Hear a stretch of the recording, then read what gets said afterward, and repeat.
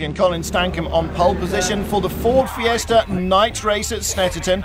Gordon Shedden, winner at Croft, is alongside him as smoke drifts across the circuit from the barbecues. The fans camping here throughout the afternoon, looking for the second of the British touring car races at Snetterton in this weekend. The Fiestas is the pole races for Matt Pinney and Gareth Howell on the second row of the grid. Gordon Shedden on the outside of the front row, the winner last time at Croft. Under huge pressure from Matt Pinney, he held him off all the way. Pinney down the inside this time though. Colin Stankham leads them as they come around onto the Revit straight. So Stankham out front, Pinney in second place. Shedden in third. Matt Pinney did get inside successfully. And the orange car chasing the race leader Colin Stankham.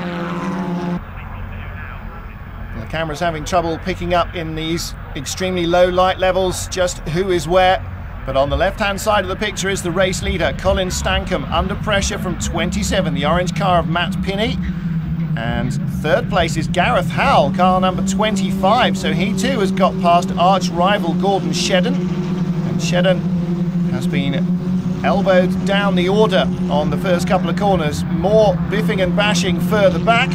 And the white car, the man who's been spun, that's Nick Padley, and that will put paid to any chances of a good race for him.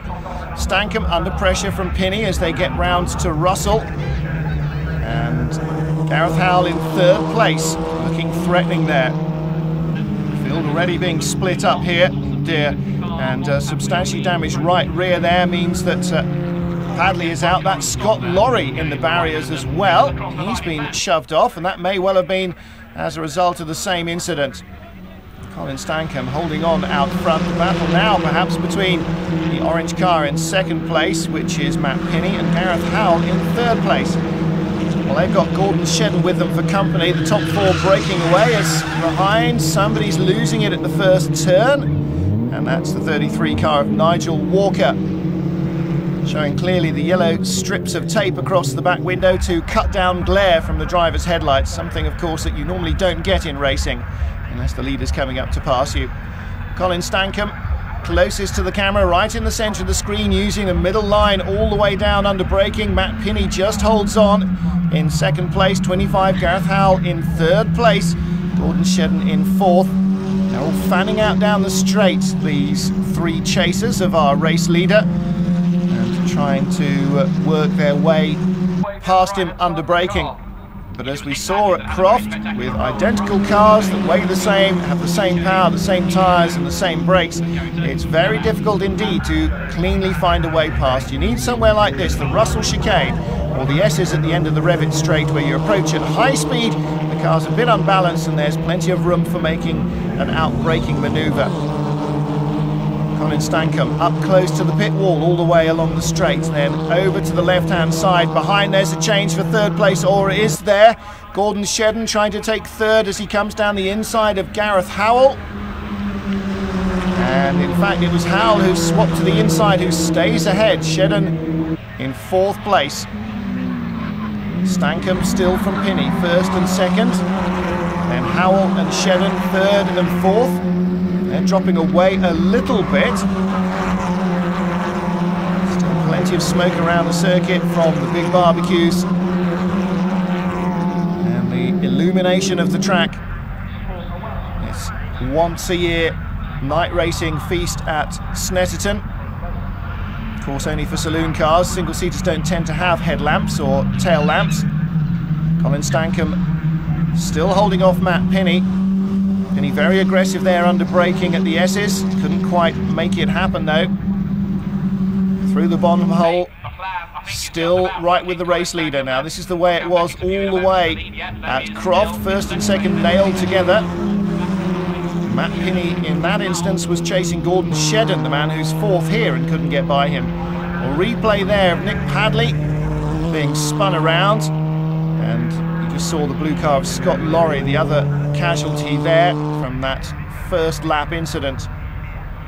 Wheel to wheel under braking. Who's on the inside? Let's see as they come into the lights. Well, on the inside, Matt Pinney, on the outside, Colin Stancomb, but because they go from the left-hander into the right-hander, it turned out to be in Stancomb's favour.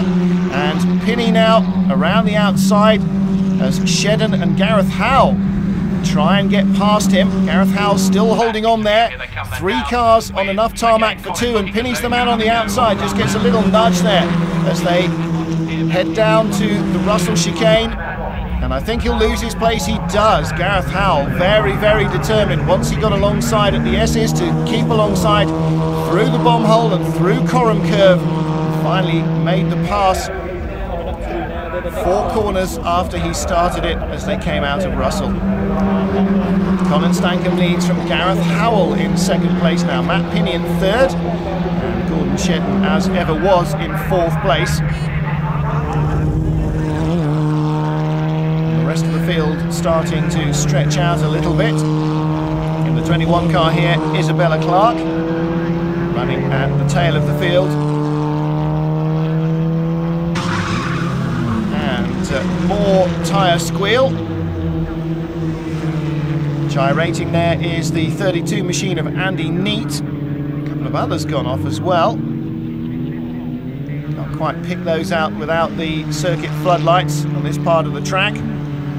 It's Nick Beaumont out of the race in car number 50. Well, he bailed out of that one fairly quickly. Oh dear.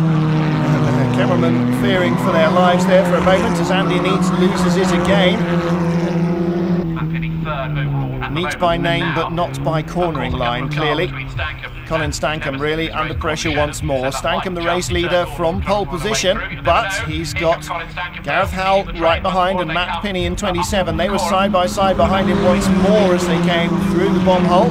Now out of the high-speed Coram Curve, under braking they go down towards the Russell chicane. But at the S's, well, 17 is Keith Chapman, 31 machine is Max Fraser.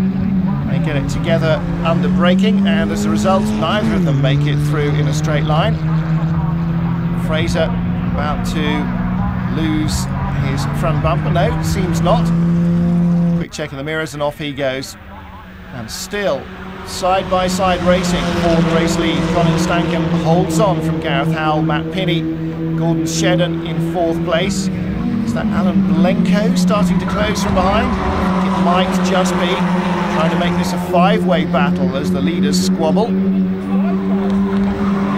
Closing stages, and Colin Stancomb really needs to hold on. The 4-car queue almost looks like one set of headlights coming towards you. They're all lined up in line astern, but as soon as they get down towards the braking area, they'll fan out a bit more. This time not, it seems. Gareth Howell holding on in 2nd. Orange car Matt Pinney in 3rd. None of them challenging Stancomb there. They're obviously looking to a different approach, which is to make a move on him out of the S's through the bomb hole. Stancomb under real pressure from Gareth Howell and Matt Pinney. They're chopping around for 2nd and 3rd places. Gordon Shedden in 4th spot.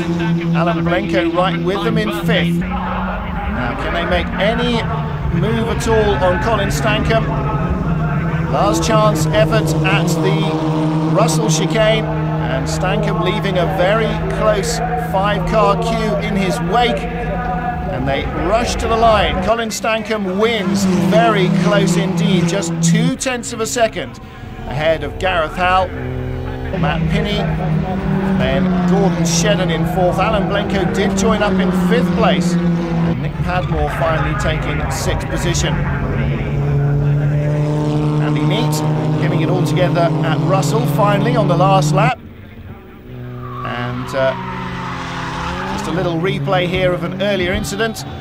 A monumental barrel roll for Max Fraser in the number 31 machine. We saw him losing it under braking at the S's at the end of the penultimate lap there, at the beginning of the final lap of the race. He finally managed to shunt his car in a very huge manner indeed.